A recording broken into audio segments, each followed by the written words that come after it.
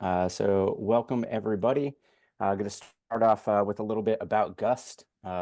We actually build software that enables the early stage ecosystem, both investors and founders. This presentation today is founder focused, and it's an extension of the work that we are doing through our Mission Control program, which is a relatively new founder support program that we've launched to basically provide nuts and bolts support through kind of an always on incubator to founders navigating entrepreneurship. So things like understanding incorporation, how to split equity, what to do when things go wrong with a co-founder, and then things like practicing your pitch in front of real investors and getting help creating core strategic assets like your financial model. We think about it as your fractional co-founder. So if you're interested in learning more, like what you will learn today in a more kind of interactive environment with other founders, check it out, and we hope to see you. Today, we're super excited to invite an old coworker of ours in to talk about one of the most critical parts of starting your startup, and one we get a ton of questions about, especially from non-technical founders or product-focused founders, which is how do you actually get something built? And if you don't have the skills to build it yourself, how do you find the right person to help you with that? What are the factors to take into account to select it so that you make sure that you get a good build partner, somebody who can help you get to where you need to go without breaking the bank, with an eye towards your company's stage and fundraising goals. So without further ado, I'm happy to introduce you to Matt Salerno, founder and CEO of Buoy Development, to walk through a presentation for us. And we will record this. We'll send it out after the fact. Feel free to throw questions in the chat and Q&A, and we'll circle back to those at the end. Take it away, Matt. All righty. Thanks a lot, Pete. I'm just sharing my screen now. So can you all see the We got it. presentation? All right, great. Thank you, Pete. And thank you to all the participants. Looks like we've got 30 or 40 people here right now. So thanks so much for showing up and giving us some of your time. First off, very, very happy to be here. As Pete mentioned, I am a former Gust alumni. I've known Pete and Ryan and a number of the team for a very long time, and just huge fans of Gust. Just a huge fan of Mission Control and what they're doing. And there's really no better folks out there that know the landscape and know the experience of early stage startup founders like Ryan and Pete and the rest of the team there at Gust.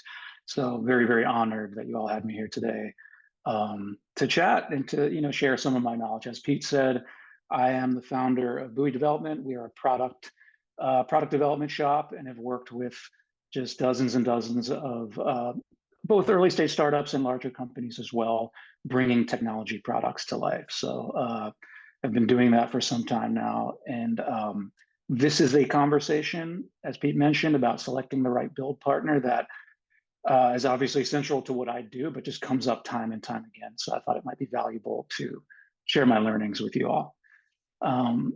Really quickly at the outset, so my point of view here, you all are startup founders. Obviously, you have just the most amazing ideas and the ideas that are going to change the world and upend markets and disrupt everything and just killer ideas. My point of view after a decade plus in the business is great ideas are table stakes, right? And it's the way that you bring those ideas to life that is really what determines winners and losers. It's endlessly fascinating to me. That's why I started my company. And it's just, something I see time and time again. It's really about not only finding the right partner, but even greater than that, just having the right build plan and the right approach to get where you need to go, right? And so I'd like to say this is going to be about how to follow a process and ask the right questions to find a right build partner. But I think the takeaways from this talk are relevant no matter which build partner you go with, or even if you have a build partner at all, right? Sometimes in this business, you have to go it alone. You as a startup founder are ultimately responsible. You may have no partner at certain stages in your product life cycle. And I think the learnings and the questions we're going to talk about in this talk are going to be relevant for you no matter what. So we'll jump into it. Did that advance the slide? Does everyone see? Are we on the next slide now? Awesome.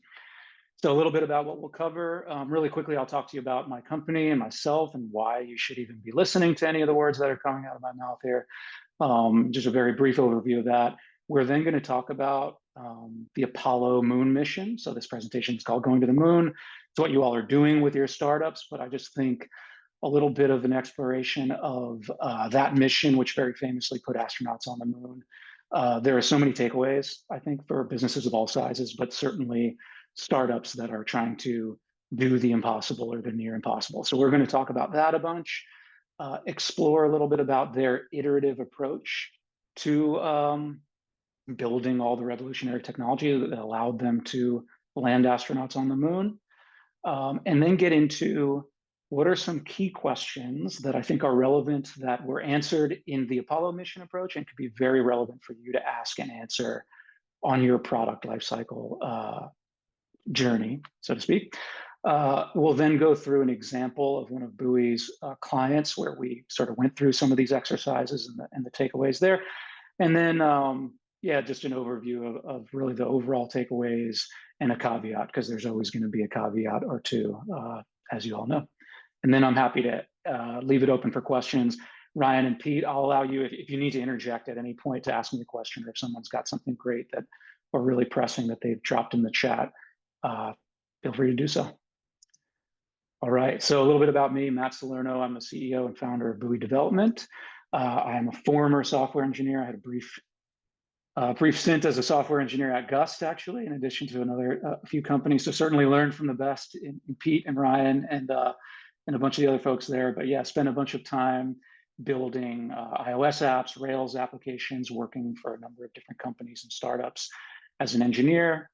I founded Buoy in 2014, so we're going on a decade in business, and have built a team of software engineers, UI, UX designers, and product managers in LATAM, specifically Argentina and Colombia. And we have helped to launch just dozens and dozens of successful products, technology products over the years. As I mentioned, a big part of our customer base is early stage startups. We've also worked with mid-market companies, public companies, very, very large organizations, and really everything in between. So I'm happy to talk more about that in follow-on discussions or questions. But yeah, just a brief overview of my background and why I know any of these things that I'm going to talk to you about today. So the presentation is called Going to the Moon. So let's get into it. We're going to talk about the Apollo moon mission. And I imagine everyone is somewhat familiar with this, but July 20th, 1969, the US lands astronauts on the moon. And a little bit of context as to why this was such a momentous achievement and just such a huge accomplishment, and why it's so impressive the way that they actually got there, and sort of the takeaways and the things I think that are very relevant to a startup journey. The moon is approximately 240,000 miles from Earth, right? So a very, very long way. Round trip, we're talking about a 500,000-mile journey, right? So I know it can probably feel like that when you're building your startup. This is just a momentous undertaking that they endeavored to do. And those 500,000 miles are carried out in a very, very challenging environment, right? The vacuum of space, no oxygen, very, very cold. I mean, I can go, the list goes on and on, but extremely inhospitable to any sort of human life. And as we have all seen, I think in the startup ecosystem and in the market in the last couple of years, sometimes the environment can be quite challenging that we're operating in. So it's another reason I think this mission particularly is very relevant for us. They were operating with many of the odds stacked against them.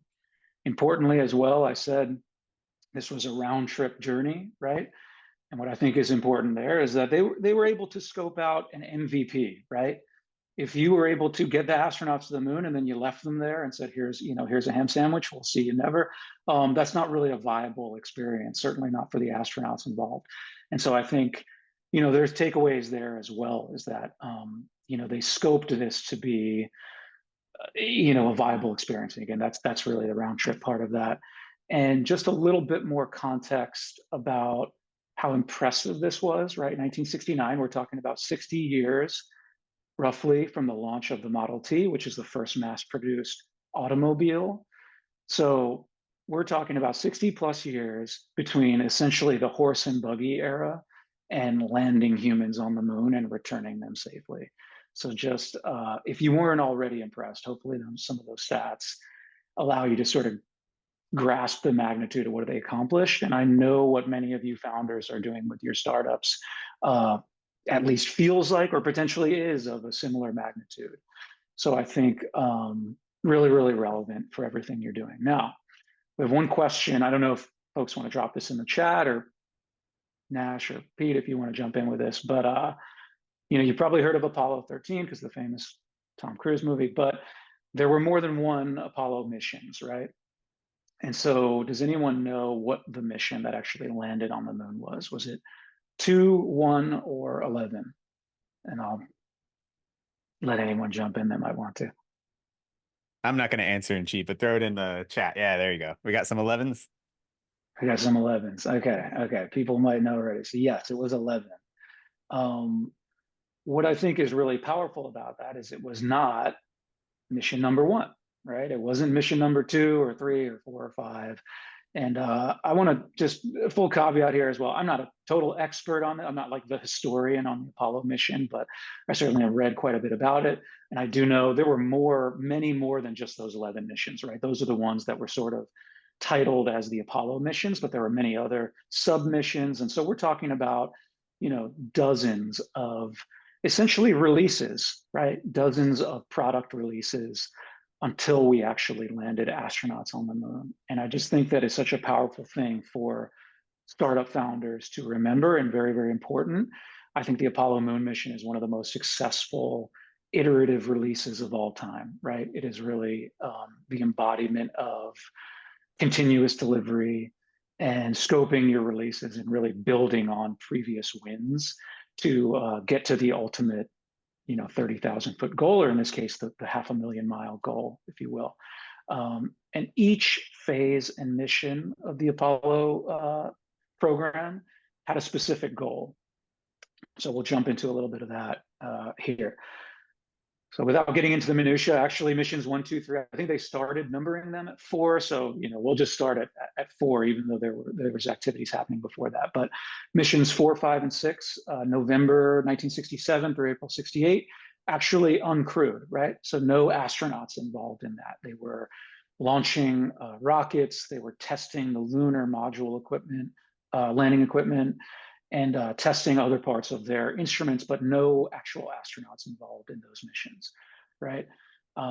7 and 8, October 68 to December 68, those are the first manned missions. 7 actually didn't even leave Earth's orbit, so they took off and sort of just returned to Earth very quickly. 8, I think, carried the lunar landing gear and sort of tested other parts of the program. And then Apollo 10, very, very soon before the ultimate successful moon landing in August, was in May of 69. And that was a test run. And this one I just think is so cool, and really, really so many takeaways for startups, because they actually went, this is one that I did not know and actually researched this. They went within 16 kilometers, or approximately 10 miles of the lunar surface, but did not land, right? So thinking about the diligence of not allowing scope creep in that instance is just amazing to me, right? How easy it would have been to say, we've made it the 200 something thousand miles, we're 10 miles away, let's just land and get the thing done, right? What's a few more stories in the backlog? What are a few more features that we've added at the last moment? And they actually didn't do it. Really, really diligent about sticking to the plan. And I think I've got my 2 bullets on the slide there, but just minimally scoped missions, right? Each mission, they set out, what is it we're trying to learn in this mission? And they stuck very, very diligently to that. And if you look at the dates here, right, very, very rapid succession. I think if you didn't know about this history, you might think, okay, well, the first missions were like 2 decades before, and then there were a few other missions. And I mean, they were running these experiments intentionally, but very, very quickly. And I think there's a ton of takeaways for startups as well there. Obviously, you want to be moving very quickly through your feedback loops, keep those feedback loops very tight. And they clearly did that, right? I mean, less than 2 years between the initial unmanned missions of just testing the rockets and landing someone on the moon. So hopefully fascinating to you, very, very fascinating to me. just a little bit of an overview of that program. So some takeaways about the Apollo mission, and then I'll kind of shut up and we'll get into startup talk. Each mission had, as I said, this stated goal, very, very focused and very minimally scoped.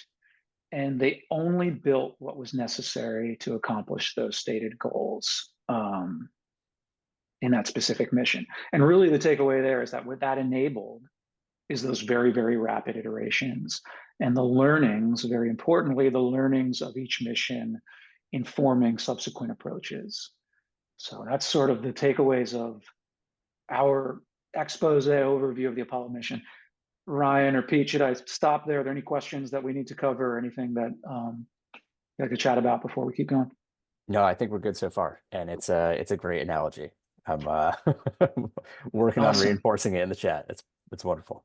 Cool. Yeah, no, really fascinating. I encourage you. I mean, I certainly knew a bunch about this because it's just something I've been interested in, but I did a little bit of a deeper dive into the Apollo mission.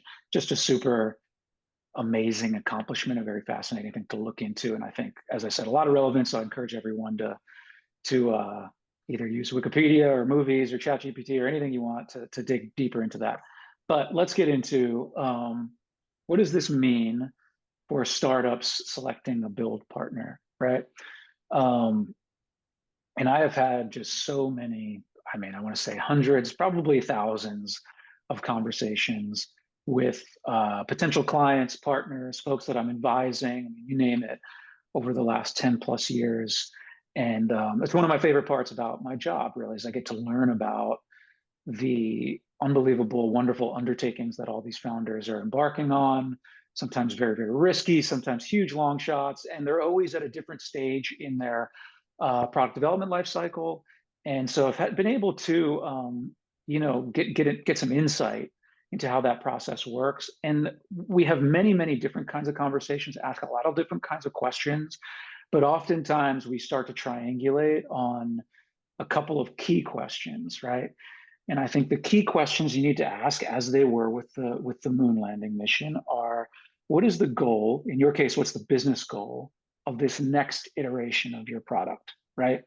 Founders are really, really great at telling me, this is the industry we're going to upend. This is where our product is going to be. These are the competitors we're going to put out of business. These are the billion wonderful things we're going to do. Here's our TAM is, the entire globe. I mean, just all of these wonderful visions that you should have as a founder and as a startup business leader, because you wouldn't be in this business if you didn't think that way. But really, we start to hone in on what is the goal for this very immediate next iteration of your product, right? And what does that look like? Sometimes that's, well, if you really get down to it, it's about we need something that we can demo for investors because we need to raise a follow-on round. We're basically out of funding. We need to build something that is going to allow us to go, find more funding essentially to continue building this. Sometimes that is really the most immediate business goal, right? In other cases, it's no, we have paying customers. We need to get this thing to market because we have features that we promised to those paying customers, and we're going to lose money in X, Y, or Z ways if we don't get those features out the door. And there's obviously a million other things that could look like, but I think it's really important to get very finely focused on the immediate goals at hand and the most important immediate goals at hand. And then the follow-on question is great. Now that we've defined that, and now that we've aligned on that, what don't we need to build to accomplish that goal?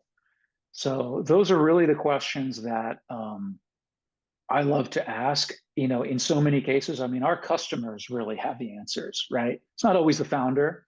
A lot of times it's their great team that they've built. Sometimes they have, many times it's a very small team, but sometimes they have larger teams that they've built. And there's so much knowledge and wisdom that really comes from those teams. So it's not always a top-down thing that's coming from the founder, but, we see ourselves as the partner that are really there to start driving these conversations, facilitating the conversations, asking those questions. But the answers to them ultimately are going to come from from the business and from the business leaders themselves.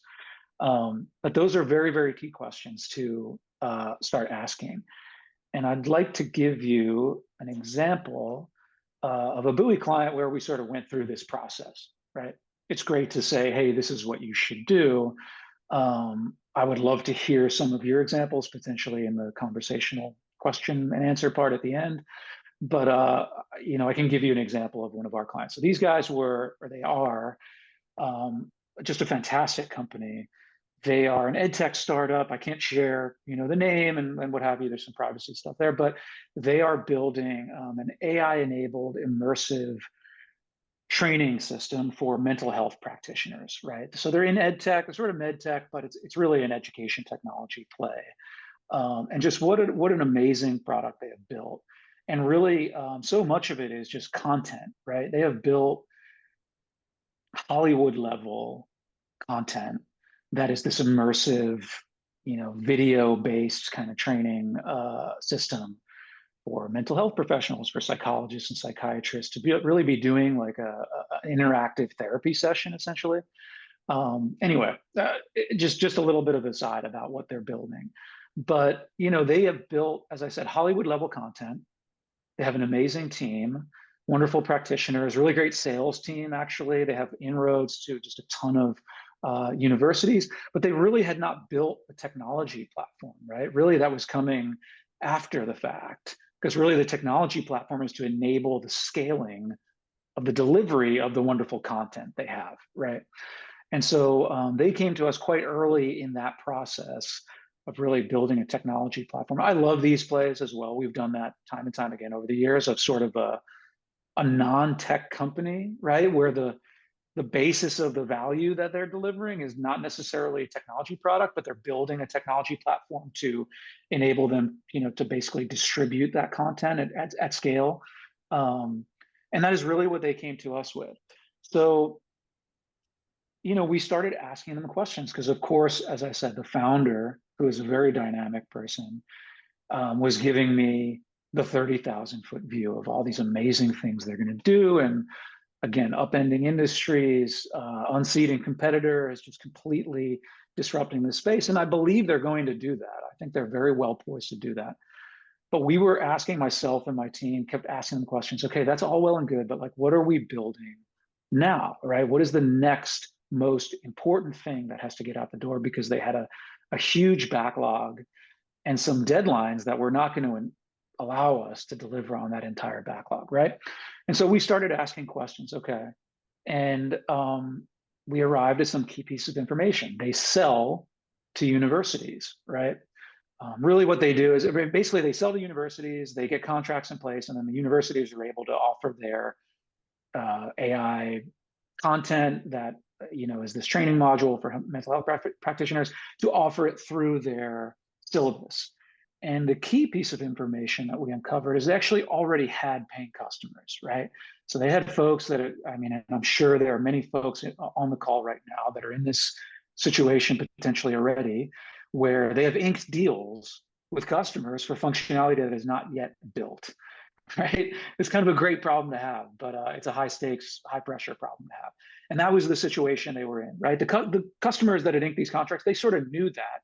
It wasn't like it was smoke and mirrors. They knew that they weren't going to get the functionality that was promised. But in any case, we started asking these questions, and we really arrived at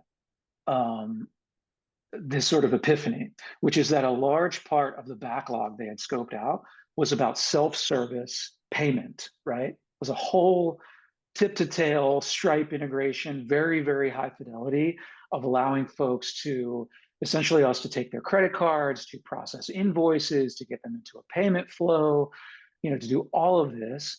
And we arrived at this moment of, well, we don't actually need to build any of that to serve these, say, 10 or dozen customers that have already inked contracts with you.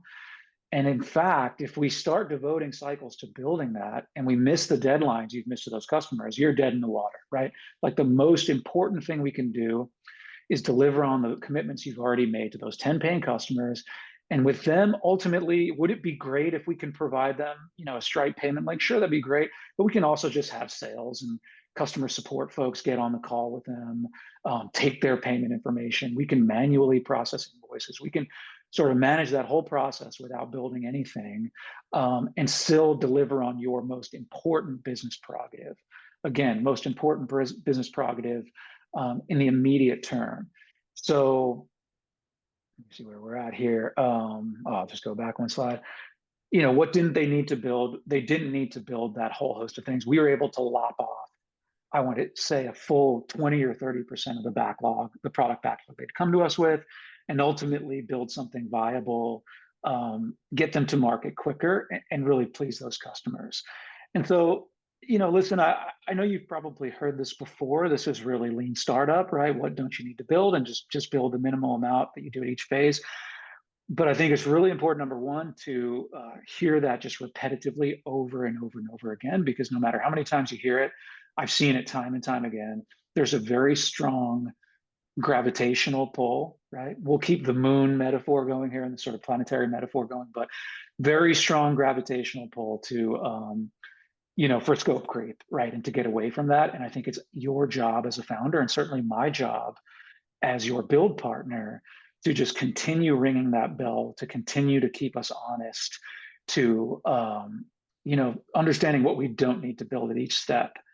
And I think this example with this buoy client is really powerful, because to tie it back to the moon mission, this is that moment of like getting within 10 miles of the moon and not landing, right?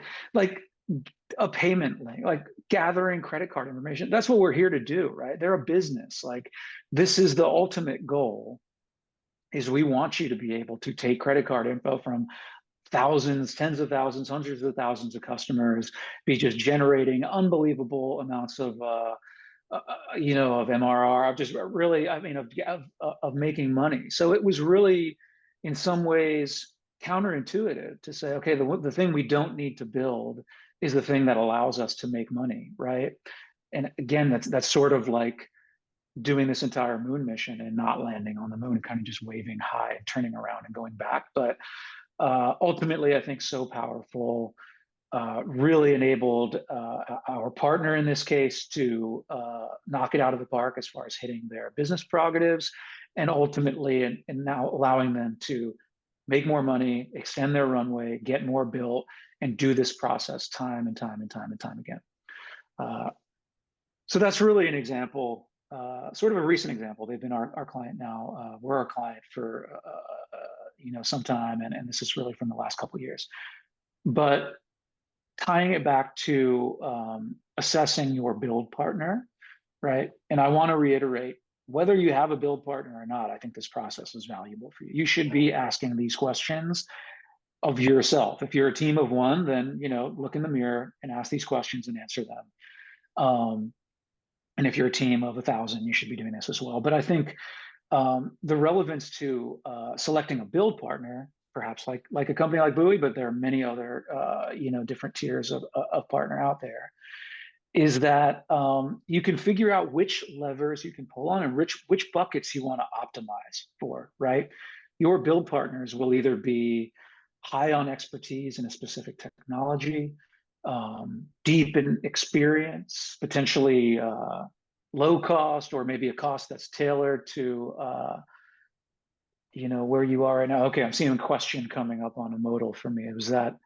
Was that kicked off by one of Pete okay. is augmenting your narrative Yeah, you by go polling ahead. the audience. Cool. I didn't know if that one of these like there's one of these Zoom AI assistants that's like wanting to interact with me all of a sudden. But yeah, I think that there are a lot of different buckets that you can optimize for with your build partner. And when I say build partner, that could mean anything from an intern to your first employee to a co-founder to a vendor like Buoy, and anything in between, right? So there are a lot of different ways to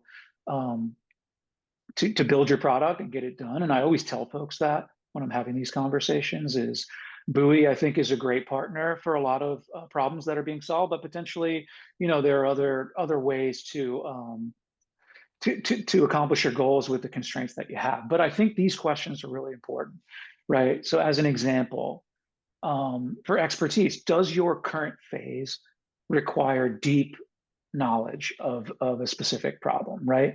If your overall build plan is to build an AI product or an LLM or something like that, then potentially that is the expertise you have. But if your primary business prerogative that you need to hit in, say, the next 3 months or 6 months doesn't actually involve that, you may not need that expertise in your build partner, right? Similarly, for experience, what usage expectations do you have? I know we talked about earlier. Sometimes I'm having these conversations with potential customers, and we arrive at, hey, our biggest business prerogative is to build something that we can go out and shop around to further investors, because our runway is fairly small. We're going to burn through it. And really, our biggest thing we can do to help ourselves right now is figure out a way to go out and raise more funds and build the next version of this. Okay, then maybe you don't need a terribly experienced build partner, because you're either not going to have a lot of real usage, you may not have any usage at all. Maybe you're just building a proof of concept and not a full live product. A lot of different ways to answer that question, but I think a question worth asking. And the other, of course, comes down to cost. And there's a number of other questions to ask. But I'll reiterate, whether or not you actually are engaging a partner, I think you should be asking these questions continually, but they are really useful when you're assessing who you're going to partner with to actually bring your product to market. And I want to see if my, here we go. So a caveat, right? A big asterisk, and there's always an asterisk. And we're going through all this because I know there's probably some questions, or potentially Nash or Pete are going to chime in with this. Building a product is both a sprint and a marathon, right? It's really fascinating. People are like, is it a sprint or a marathon? It's both, because you have very, very pressing business prerogatives that need to be hit. And the market is ever changing and moving very, very quickly. And your competitors are likely moving as fast or faster than you. And so you're sprinting. And also, whether it's the Apollo mission or something else, you're not going to have version 1 of your product and that's it, or version 2 or 3. You're going to have versions 1 through infinity, basically. And so it is a marathon as well. So in the ideal case, you are finding a partner that is the best fit for the immediate goals, but can also grow and adapt with your product and company as you grow and adapt, right?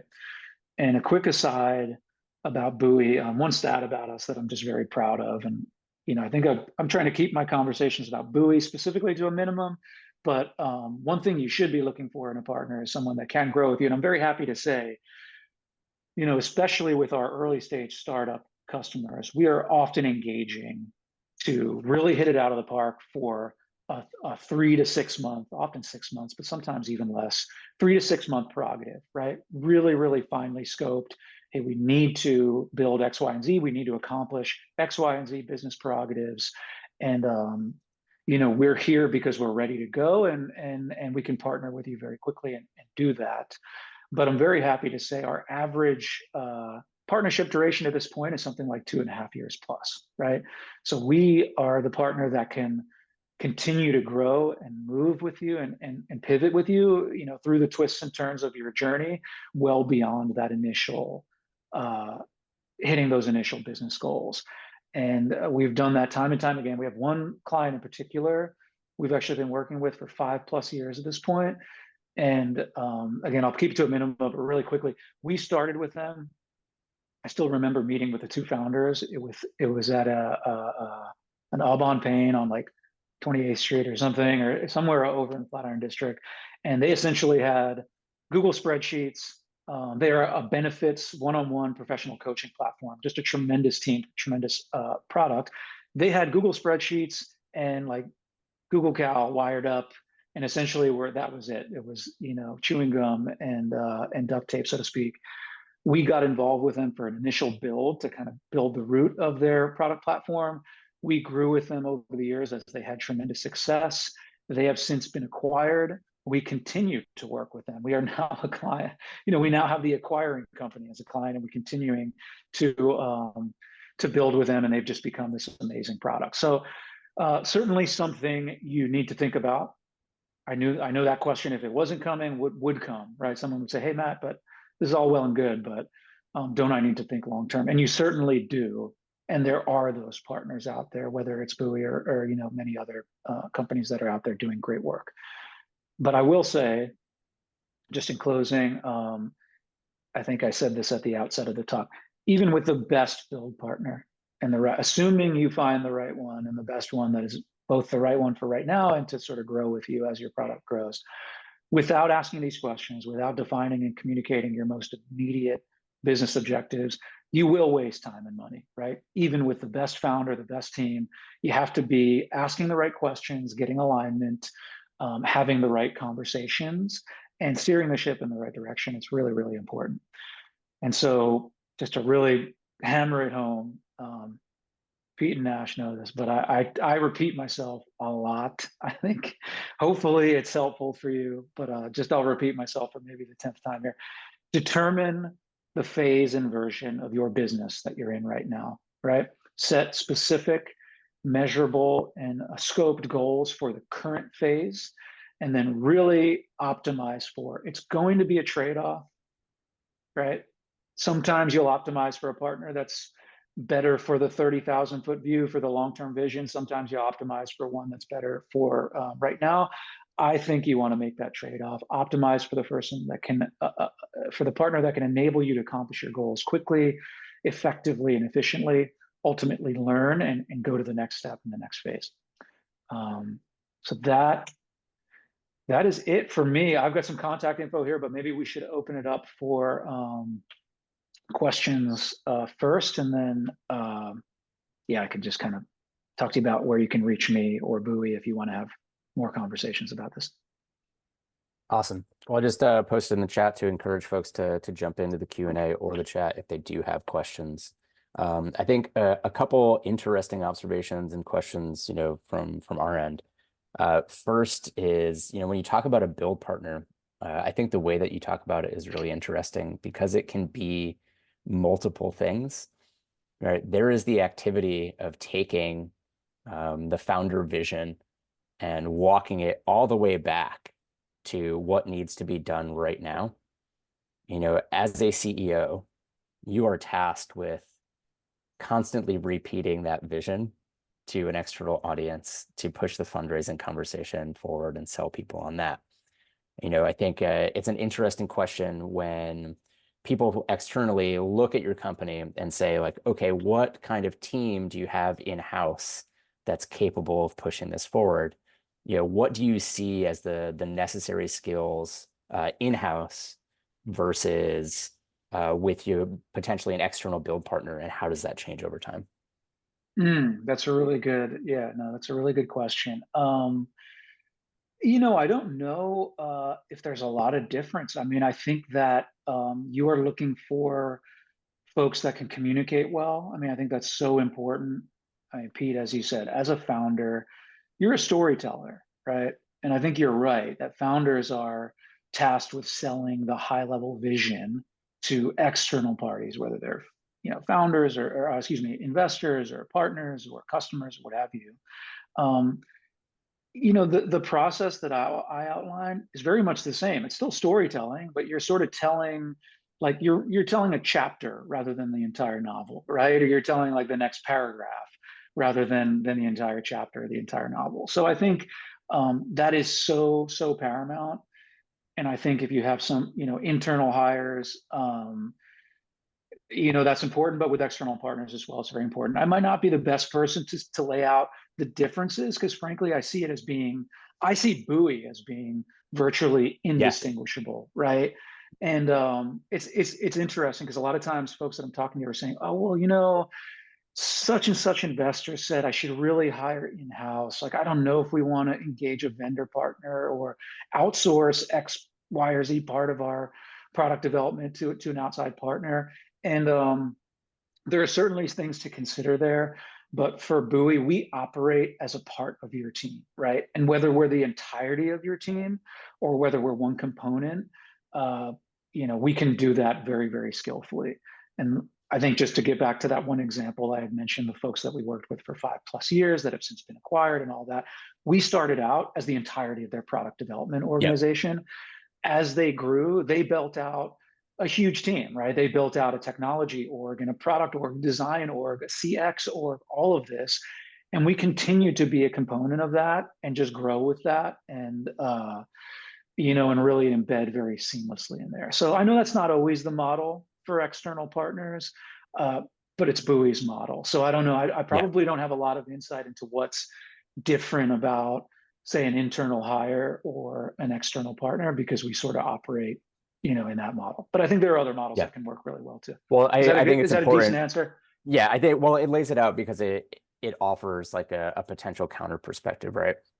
I think your perspective on this is that you are functioning as kind of a CTO, a CPO, and like a hands-on keyboard partner, right? It's all baked into one. But those are potentially three different components of what it takes to build good product, right? And generally, when somebody from outside the business is looking into the business and saying, you need somebody in-house who can do this, what they mean is that you need somebody in-house that is capable of interfacing with whatever external resources you have to get that job done. So whether it's you as the founder who has found somebody like Matt to have the conversation to whittle down the big vision into the next business goal, and form product around that, or it's a product focused co-founder or a technical co-founder that is capable of having that conversation. That conversation is a necessary component to direct the successful building of a product, You're right? absolutely right. I'm so So, glad you brought that up. Yeah, no, that's a really important point. and I think what's most important about it is when you are looking at a build partner, right? You can find a lot of people who are capable of writing really good code. It is much, much harder to go through the exercise of understanding what to build, right? So if you haven't gone through that exercise internally, when you're evaluating build partners, you want to make sure you have somebody who can help you through that exercise, or you want to make sure that you go through that exercise yourself first, because otherwise you are forming a relationship with somebody who is armed to write code and build product, and they'll build as much or as little as you tell them to. Exactly. And if you're not thinking about it in terms of, okay, what is the most critical thing for me to build, then you have no way to scope your cost. And nobody's looking at that from the other side because it's not part of their prerogative, right? So, oftentimes we see bad experiences with build partners happening because that function isn't being taken care of or looked out for on either side of the partnership. And a founder ends up spending as much money as they have to build everything they think they need without getting external feedback at each of those core iterative stages to say like, okay, this is the most important thing now. Let's go get feedback on it. And then let's use that to justify building the next thing. They just go and Yeah. build everything they can dream of, spend a ton of money. And they're like, well, A, it's never launching. And B, I feel like we're not getting anywhere. So that Yeah, function is super absolutely. important. All I've right, seen we've got that time and some. time again. And I'll just say really quickly, Pete, and I want to get into some questions, but I just love that you brought that up. For the folks that are in the audience here, when you are having conversations with build partners, and again, for me, that's whether it's potential employees, vendors like Buoy, any number of ways that you are trying to get your product out the door. It should be a smell if they're not asking these kinds of questions, right? It's a smell for me if I'm having the conversations and our potential customers are not in this mindset. But I think it should really be a red flag for you. I like to say at the outset, before we've even engaged a customer, Buoy is typically sort of a nuisance. Like if they're not a little annoyed with us, we're not doing our job because we are pushing to dig back the layers of this and dig back a lot of the fluff and really get out a pragmatic plan. So just something to think about. Okay, cool. We've got a few coming in through the Q&A. Sweet. The first is from Thelma asking, how do you find the right partner in your field of business? Any perspective on that, selecting the right build partner in specific fields? Okay, gotcha. That's a good question. Um, in your field of business, I'm assuming means like if you are doing something in health tech or maybe something in agriculture or any number of kind of subsectors. Um, how do you assess whether a partner has the relevant expertise? Is that accurate, Thelma? Yeah, Thelma, feel free to provide some clarity in chat, but let's go with that for now. Okay, cool.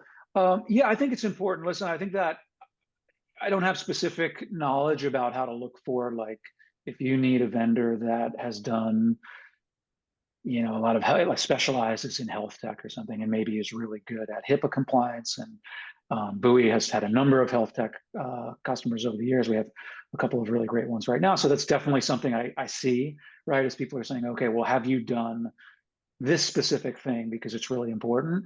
I think you want to look for client rosters. I think you want to look for portfolio. Many build partners like Buoy will have that at the ready. They should be able to, if not in specifics, sometimes they aren't able to share like names or the actual products, but they should be able to speak about the general, industries that they have experience in. And that's definitely a question to ask.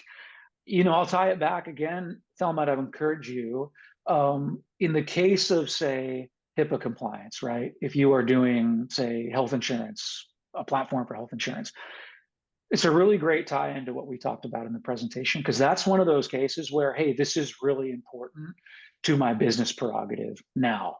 Like, that is one of the things that is most important. And that'll be one of the buckets that I optimize for over, say, other buckets. So maybe you're looking for that, and those potentially are going to be higher cost options, or those are going to be options that maybe don't have the depth of experience in a technology stack, but they understand your domain really, really well. I think obviously, as an engineer myself, I'm a big fan of domain-driven design. I think those are really good questions to ask in a build partner. A lot of times it's like, oh, have you done React Native or something, right? Or have you done, whatever, Rails, this version of Rails or XYZ. In my experience, it can be quite easy to level up in various technology stacks or various web frameworks or what have you. What is a really valuable skill is when a build partner says, hey, I know your business domain really well, right? I've seen this before. I've solved these problems before. And many times those are not technology problems. Those are business problems and subject matter problems, we'll say. So I hope, Thelma, that helps a little bit. I don't have like, oh, go to this website and this is where you Yeah. find vendor build partners that are specific to your industry. But I think it's a really great point to bring up. And yeah. Yeah, and I mean, like any other hiring process, the responsibility is on you to understand what you need and what is critical, right? So if you're building in a specific field of business, you should understand as much as you possibly can the requirements of that field of business so that you're prepared to effectively interview anybody who's coming on. And I think what Matt's talking about in terms of build partners is important too, because it's not just some external thing, right? It's the combined force of the people who are going to be responsible for this. Some of that will be subject matter expertise in a specific industry.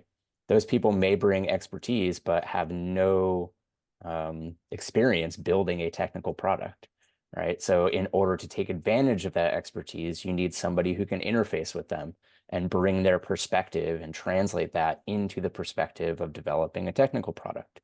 And you have to combine all of those things successfully to build a product organization. So in addition to understanding what you need, also keep in mind that what you need doesn't always come in one specific package, right? There may not be the perfect build partner for your startup because you're fundamentally doing something innovative, right? So you may have to cobble together a few things. So understanding what you need and what interfaces will be required to mobilize those things and stitch them together is super important. And there's no getting around that responsibility for the founder or the core team of the company. I love that. I love that, Pete. And I'll just say to just piggyback on that, and this is not really relevant to necessarily assessing a build partner, but sometimes the only option is that has to come from you as the founder, right? You need to actually just do the thing. I mean, there have definitely been a number of conversations I've had over the years with founders that will go unnamed, whose approach is, oh, I'm the guy or girl that basically talks to the investors, gets the money, and it's just all about them, going out and hiring the team that does it. And there are constraints there, right? There are budgetary constraints. There are just constraints as far as the folks or partners or whomever that may be available to you at any given time. And sometimes there's nothing to be done about that. And it's really you as the founder that just needs to step up and make it happen there, right? If you're not finding the perfect marketing partner, sometimes you have to buck up and just learn how to do marketing and do it, or do it to a sufficient level. That's why I think it's so great. I mean, so much of what Mission Control, just Gust as an ecosystem does is enable founders to connect with, this is not even a plug. This is just legitimate. I really feel like this is a big part of the value prop. We did not plan this, I swear, but that's just so huge, is that enabling founders to up level their own skills, right? You're going to need to become, in many instances, your own lawyer, your own accountant, your own marketer, your own QA person, your own engineer, right? And the better that you know those things, number one, you'll be able to fill the gaps for those periods of time where you can't find the right partners for whatever constraint. And to Pete's wonderful points that he's been making, it'll enable you to interface with the right partners when you find them a lot more productively, when you kind of know what you're talking about. So just a little pep talk there. I don't know why we choose this life, but we do. But ultimately, it comes down to the founders at the end of the day. So thanks for pointing that out, Pete. All right, we have a few related ones. I'm going to try to bundle them together because we have a few more to get through. But talk a little bit about how potentially an external build partner is going to liaison with the company. Who will they be talking to? What kind of people will they need on that side? And kind of what level of fidelity do they need to be coming to the table with in terms of requirements and vision and kind of next business steps? Yeah, no, those are really great questions. Okay, I'll try to answer those, like break down the answers to that a little bit. When you are engaging an external partner, potentially like Buoy, I mean, one thing to understand about that partner is really asking them, what does your engagement model look like, right? And there are a lot of partners out there that will just, as Pete has sort of mentioned, just throw hands on keyboards, right? And that, I want to say with a full asterisk there, relating back to asking the questions about what your most immediate goals are, depending on your goals and where you're sitting in your product lifecycle, that sometimes can be the best solution for you, right? It can be a Yes, really great you just solution. need to know your goals before you go, You just need right? to know them, yeah. But oftentimes it's not. But you kind of need to know. So full disclosure there, like that sometimes is a really great solution for you. It's not what Buoy does, but I think it can be potentially the right tool for the job at certain stages and for certain companies. But you should be asking your partner, okay, what is your engagement model, right? One of the reasons that Buoy, we really love to engage with our product managers as a part of the relationship, because it's a huge value add, both for the customer and for the success of our endeavors, right? We do high impact team augmentation. So our engineers are embedding directly with our customers. They're on Slack, they're doing Zoom calls, they're in stand-ups. I mean, they have very, my team is in Latam, but everyone has very, very high English proficiency. And so they really become a part of your team. But we've found that it's really advantageous to have sort of a hybrid project product manager whose sole focus is making sure that we are asking these questions, not only at the outset of the relationship, but on a weekly basis, on a bi-weekly basis, on a sprintly basis, right? I mean, it has to continually happen. And it's really great, I think, if there's someone on your build partner side who is kind of driving that conversation, right? Because so many people you as the founder and the people on your team, you're out there trying to sell your business, build your business, talk to customers. I mean, do all the other million things that you need to do. So I think that's one really, really great sign. It's one thing that Buoy does, I think, particularly well. As far as what it looks like on your side, you definitely want to have someone, likely someone who's not the founder, if you have a team that's larger than the founder, who is kind of the lead on the partnership, right? Who is the person who, okay, you're the person who is kind of the lead on the Buoy relationship, right? We've seen that work really, really well.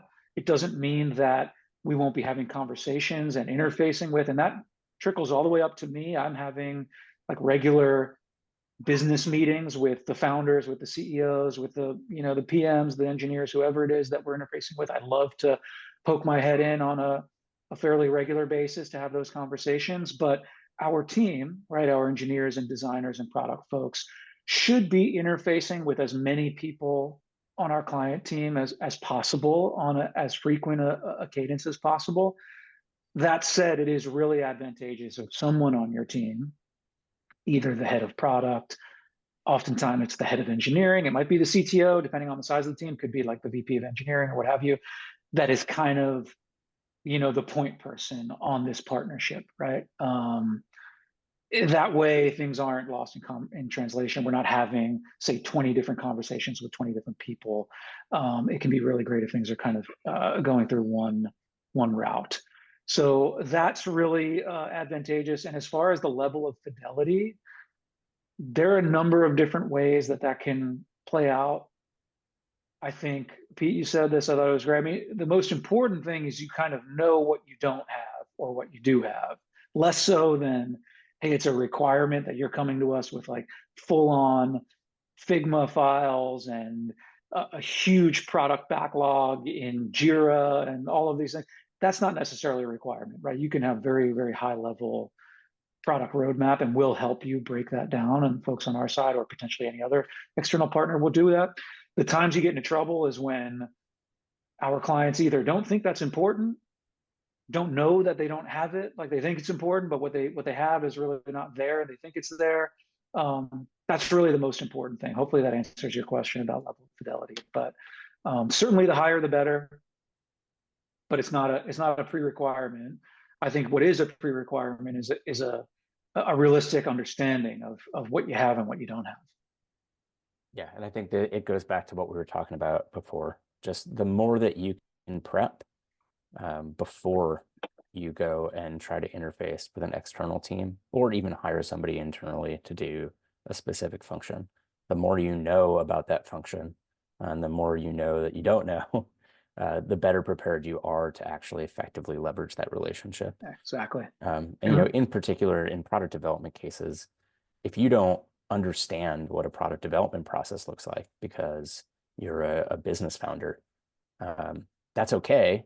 But then you probably want a build partner or your build organization to be able to run that process, right? And articulate, what the day-to-day reporting or week-to-week reporting will be, who's going to manage the cadence, who's going to break things down into tasks, right? If you're really good at that, or you have somebody internal who can do that, that takes something potentially off the plate of the person you're bringing in externally to do it. So just really important, as always, do Pete, as much homework as you can. Yeah, and you bring up actually a really, really good point. If there's anything we cover, I actually think this is really high value for the audience.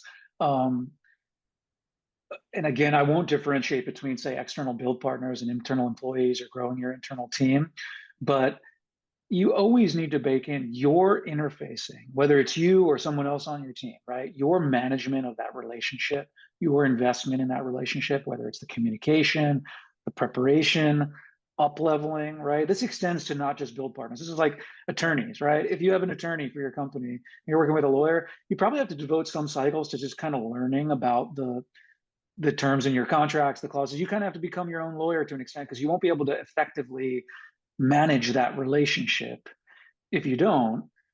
And what I'm circling back to is that is sometimes a hidden cost that you actually need to plan for beforehand, right? So when you are going to bring in, say, an external build partner, there is the stated cost of that build partner, whether it's their billable rate or the fee that they've quoted you or the salary you're going to pay your employee or whatever it is. And there is some percentage, and I can't give you an exact amount, but there's some sort of percentage you need to plan for, both in time and money, that is not captured in that, right? Which is your ability to interface with that. And we've seen this. I've seen this many times over the years, right? Where clients are saying, okay, I've got 10K or 50K or 100K or $500,000 or $1 million or whatever it is. I'm going to give it to you, and you're going to build this thing, right? And you're going to deliver on all these wonderful hopes and dreams that I have. And they have not factored in that additional cost in time and money of there's essentially no additional budget. It's not just dollars, it's time too, right? For managing the relationship. And you're really then wasting a significant portion of that money and time and money if you're not budgeting for that. So definitely just something to think about as a founder who's engaging partners, right?